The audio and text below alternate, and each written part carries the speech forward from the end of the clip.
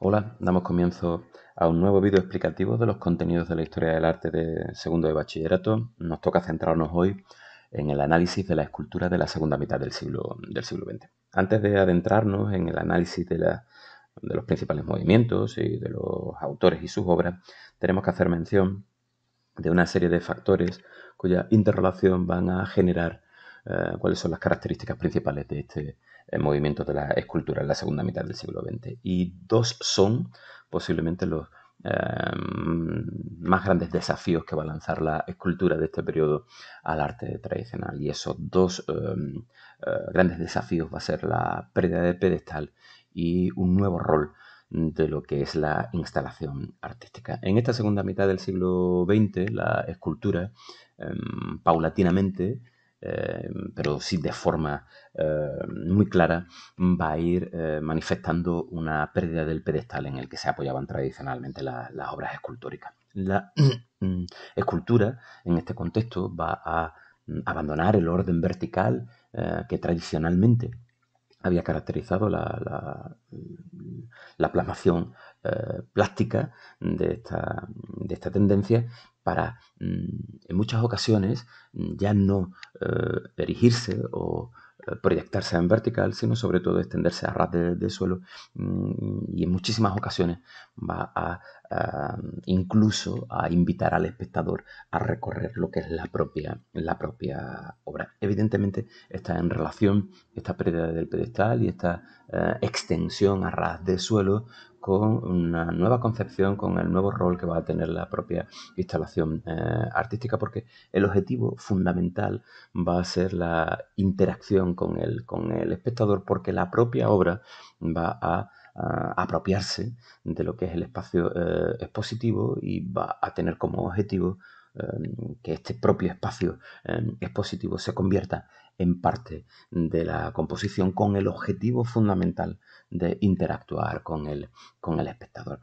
Estos elementos, estas características generales, explicadas de manera muy, muy esquemática, van a concretarse en los dos estilos fundamentales del periodo, como va a ser el minimalismo y el arte povera. Como siempre hacemos, nos centramos primero en el análisis de cuáles son las características, autores y obras de la primera corriente y posteriormente nos adentraremos en la segunda. Dentro del minimalismo, tenemos que decir como característica general que en muchas ocasiones se ha catalogado, casi podríamos decir, se ha tildado a las obras del minimalismo como obras frías, como obras sólidas, como obras austeras, porque en muchas ocasiones nos encontramos con la presencia de volúmenes que se crean en materiales industriales y que aparecen en una exposición con un cierto carácter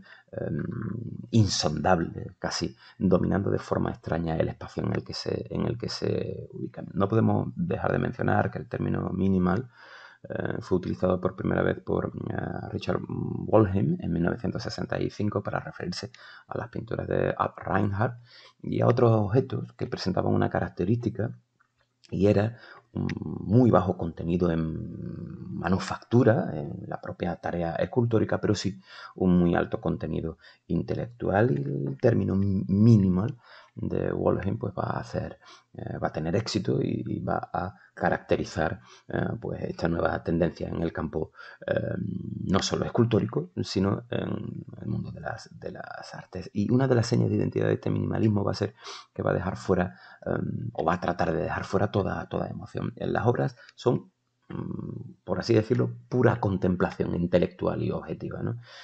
Y es algo muy llamativo, sobre todo, teniendo en cuenta pues, que nace en la década de los 60, una época en la que el contexto político y social era precisamente todo lo contrario, ¿no? Algo en el que la emoción, la reivindicación, la lucha estaba en pleno auge, y sin embargo el minimalismo va a transitar en una dirección completamente contraria. Es casi, por decirlo, algo muy, un término muy, muy actual en el mundo del arte, es casi una performance, ¿no? De alguna manera somos nosotros, los espectadores, los que hacemos la obra del minimalismo. Y esto lo dicen los propios artistas minimalistas, porque afirmaban que sus esculturas solo funcionaban con público. Si no hay nadie que las contemple, el término que utilizan en muchas ocasiones, que sus esculturas quedan en cierta forma desactivadas. El objetivo, evidentemente, de los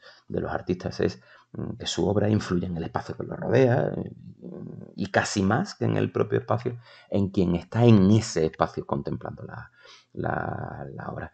La propia palabra escultura, los minimalistas van a ser en cierta forma reticentes a utilizarlas, porque para ellos el cierto ilusionismo, ¿no?, que conlleva el concepto de escultura, pues se alejaba de lo que ellos pretendían hacer, ¿no?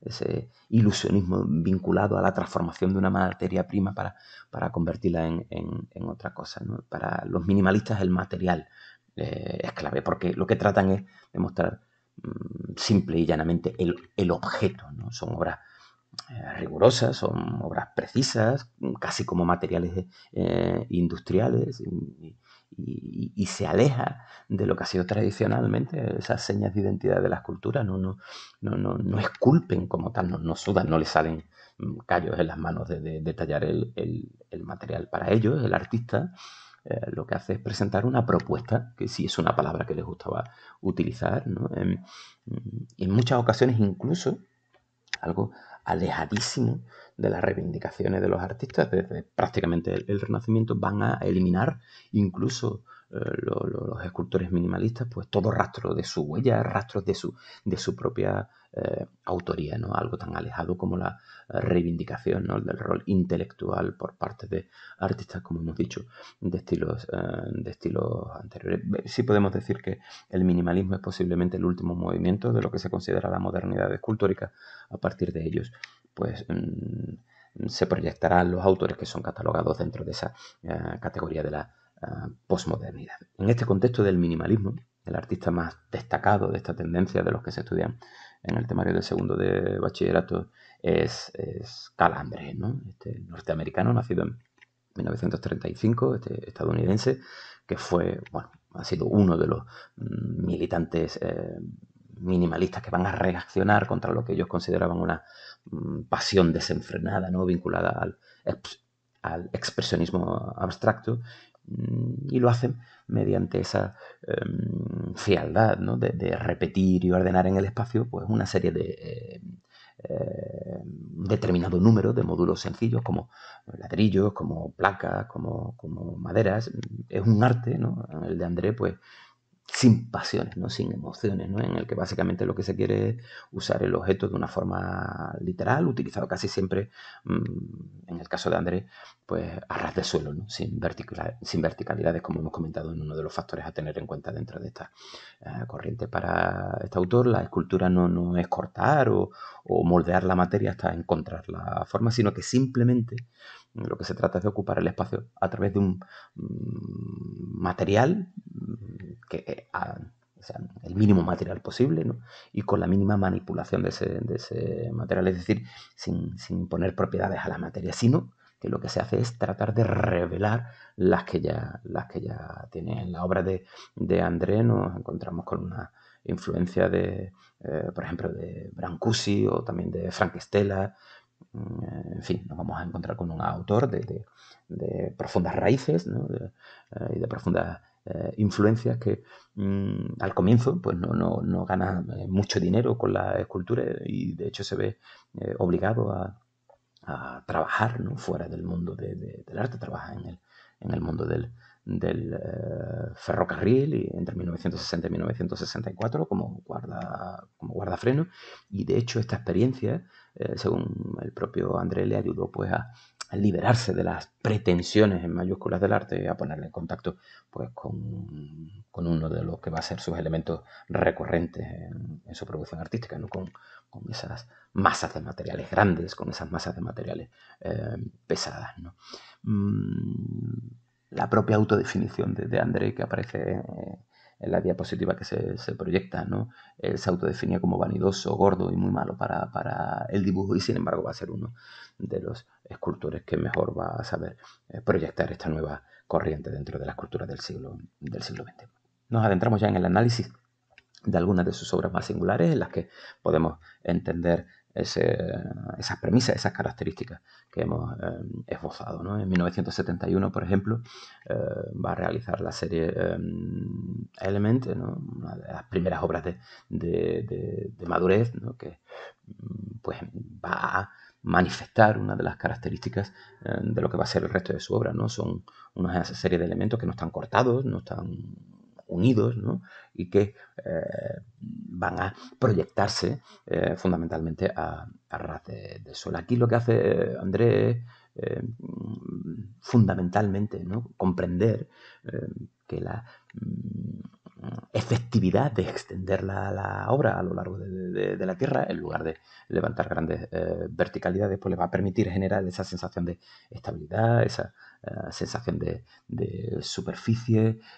Va a ser un elemento muy rupturista con lo que hemos visto incluso con la escultura de la primera mitad del siglo XX, con esas características del hueco de Archipenko, de la tendencia cubista en la escultura, por supuesto de los mobiles de Calder. Es un artista que él proporciona una nueva vía o que presenta un nuevo camino en la materialización de la escultura. Va a consagrarse como escultor, y a partir de ese momento pues vamos a encontrar que va a ir transitando por tendencias distintas. En 1977, por ejemplo, siendo ya, como hemos dicho, un artista consagrado en la ciudad de Hartford, se le va a solicitar pues una instalación pública que lleva el nombre de Campo de Piedras, y aquí pues va a presentarse André como uno de los adelantados de lo que a partir de ese momento se conoce con el término de land art, ¿no? Nos encontramos con una composición de roca de arenisca, granito, esquisto, basalto y serpentina, que va a ubicarse en este espacio con esta forma tan particular. Es una instalación que se instaló, valga la redundancia,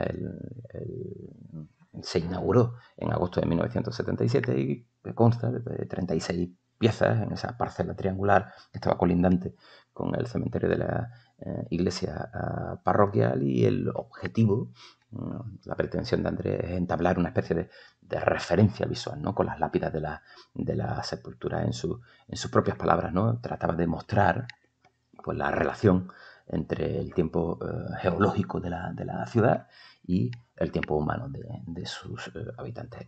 Va a ser, por tanto, uno de los primeros autores que va a transitar en esto que se conoce como el land art, en el que no va a ser el único, sino que va a haber muchísimos otros que van a tratar de hacer esta vinculación, ¿no? con propios materiales geológicos, y en una composición que aparentemente está vinculada más con una disposición natural que verdaderamente con una creación por parte del autor. Al margen de su trabajo, André estuvo casado, ¿no? con una artista cubana llamada Ana Mendieta, que va a ser uno de los acontecimientos importantes dentro de su propia trayectoria vital. Va a fallecer en extrañas circunstancias en el apartamento en el que convivían en Nueva York. Va a haber una serie de testigos que afirmaban que hubo una fuerte discusión entre André y Mendieta, tras la cual, pues desgraciadamente, la artista cubana va a caer por la ventana desde un piso 34, ¿no? Evidentemente se va a ver envuelto en una serie de juicios, va a ser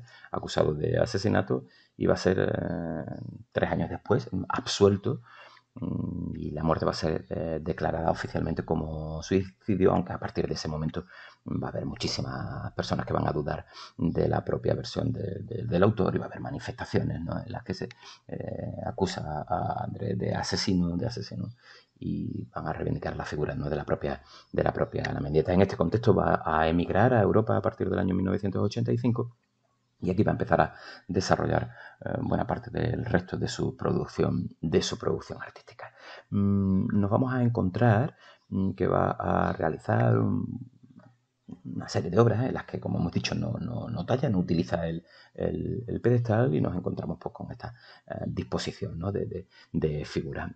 Una de las más destacadas va a ser esta equivalente, que forma, en este caso equivalente número 8, que forma parte de una serie de 8 esculturas, ¿no?, que se pusieron por primera vez en 1966 en la galería neoyorquina Tibor de Nagy, ¿no?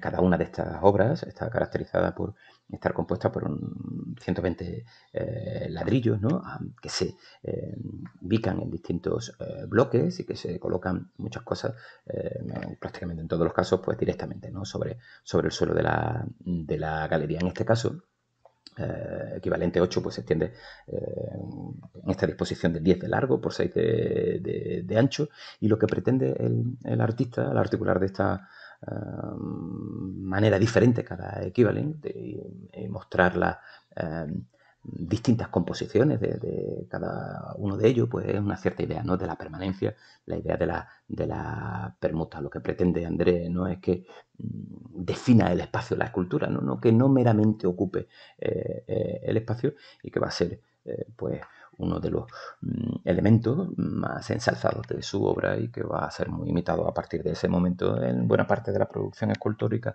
de la segunda mitad del siglo XX y de las 2 primeras décadas, ¿no?, del siglo XXI. La idea es que fueron concebidas, ¿no?, para situarse desde el primer momento en el suelo, y evidentemente pues rompe con esa dinámica que hemos comentado anteriormente, prescinde de la tradicional peana escultórica y de la división que ésta implicaba entre el espacio artístico y el espacio normal y corriente. Eso hace algo pues novedoso hasta ese momento, ¿no?, que el espectador y la escultura coexistan en el mismo terreno, y es un hecho que se va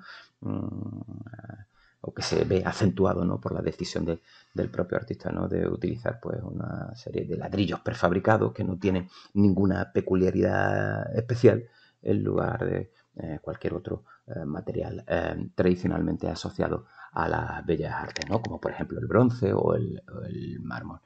Casi todas estas obras de los equivalentes, ¿no?, fueron destruidas en 1966. Lo que pasa es que André las va a recrear en 1969 utilizando una serie de ladrillos refractarios, porque ya no estaban disponibles en los materiales originales, ¿no?, que eran ladrillos sílico-calcáreos. No hay más pretensiones que lo que se ve. Cada visitante va a interactuar con la obra pues según su propia imaginación, ¿no? Hay algunos que intentarán pisarlo, otros pasarán de lado, ¿no? Por eso, ante la pregunta al propio artista de qué significaba, pues respondía: mis obras no significan nada. Vivimos en una cultura lingüística y todo debe convertirse en el lenguaje. Según André, la gente no entiende nada hasta que uno se lo explica. Y en palabras del propio artista, eso es una forma de idiotez que proviene de habernos criado mirando la televisión. De las propias palabras del artista se comprende, se percibe la radical ruptura con respecto hasta lo que en ese momento venía desarrollándose. La segunda gran corriente de la escultura de la segunda mitad del siglo XX es la llamada, o el llamado arte povera. Es una denominación que fue creada por el crítico de arte italiano Germano Celant, bajo la cual se integran pues actividades artísticas muy variadas, pero que en general todas tienen en común la utilización de materiales pobres, ¿no? Materiales pobres como la paja, la arena, piedras, ramas, hojarasca, fragmentos u objetos de metal. Incluso también se utilizan piezas de loza o de vidrio, aunque es cierto que algunos autores del movimiento van a utilizar también, ¿no?, en cierta forma, otros materiales que desde luego no tienen nada de pobre, ¿no?, que es lo que significa la palabra pobre en italiano, ¿no? Van a utilizar algunos oro, seda, mármol o cristal de Murano, pero básicamente son materiales pobres. Surge en la Italia del año 1967, que fue el año en el que se organizaron 2 importantes exposiciones y que va a alcanzar una gran repercusión internacional en 1972 por el protagonismo que va a tener este arte povera en la 5ª edición de la Documenta de Kassel, ¿no? Los artistas más representativos del movimiento son Anselmo, Sorio, Pistoletto, Boetti, Pennone, Fabro, pero los que vamos a estudiar nosotros en el temario de segundo de bachillerato es la figura de Mario Merz. El arte povera basa su estética en las relaciones que hay entre el objeto y su configuración, ¿no? Valorando especialmente dos aspectos. Por un lado, lo que va a hacer es que la valoración de los procedimientos entendidos como proceso de fabricación y como propia manipulación del material. Y por otro lado, la valoración, ¿no?, de esa propia utilización de un material, ¿no? Estos dos elementos, el proceso de fabricación y manipulación, y por otro lado los materiales, pues para estos artistas van estrechamente vinculados. No es comprensible, ¿no?, el arte povera si la interrelación entre estos dos elementos. Hay obras que parten, ¿no?, de una determinada acción sobre el material, como puede ser apilar, desgarrar, torsionar, y sin embargo en otras, ¿no?, el artista parte de un material, ¿no?, como por ejemplo el fieltro, el caucho, la tierra, el fuego, al que se le somete a una acción, ¿no?, a una determinada acción. Este arte lo que va a hacer es fundamentalmente valorar los materiales industriales en estado bruto, la materia natural, y surge sobre todo como una reacción, ¿no?, en contra del predominio de la utilización del acero inoxidable que hemos visto en estilos artísticos anteriores, incluso del plexiglas, y sobre todo también va a ser una reacción a esa estricta geometría que acabamos de ver en la obra de minimalista Carl André. Y el hecho de que apareciera en Italia no es casual, porque en este país pues encontramos artistas que en épocas anteriores ya habían reivindicado un arte antimercantilista, ¿no? Autores como Manzoni, Burri, autores como Fontana. Van a ser autores que van a influir en los representantes del arte povera, y que van a hacer pues que se dirijan, ¿no?, hacia ese desmantelamiento de la jerarquía de los materiales, rechazando el consumismo y interesándose, ¿no?, por las fuerzas de la naturaleza, la modernidad industrial. Es cierto que no van a conformar un colectivo como tal, ¿no?, pero sí es cierto que todos van a emplear el arte, ¿no?, como un punto de partida desde casi el que abordar una nueva concepción de la vida, ejerciendo una crítica, ¿no?, a lo que consideran, ¿no?, pues la falta, ¿no?, de implicación de la civilización moderna. En este contexto va a destacar, por supuesto, la figura señera de Mario Mers, autor que va a nacer en Milán en 1925 y que va a morir en Turín en el año 2003. Vinculado al arte povera, ¿no?, la práctica artística de Mers pues incorpora, ¿no?, varios de esos rasgos fundamentales, ¿no?, que el crítico de arte Germano Celan, ¿no?, identificó con esta corriente de arte povera, ¿no? Pues además de su oposición, ¿no?, a la sociedad postindustrial del consumo, pues hallamos en la obra de Mers un uso consciente de materiales orgánicos como arcilla, ramas, cera, carbón, y de su empleo pues van a emerger algunas de las asociaciones recurrentes en ese imaginario premoderno del artista, ¿no?, como va a ser el fuego, el rayo, la flecha, figuras con significado que en muchos casos casi tienen un rol, ¿no?, mítico, geológico, como por ejemplo el iglú, la mesa, la espiral, el río, o también nos vamos a encontrar con la generación de animales ancestrales, en la opinión de Mers, ¿no?, como el rinoceronte, como el cocodrilo. Todos estos motivos, ¿no?, junto con esa cierta idea del nómada, ¿no?, atraviesan toda su producción, todo su quehacer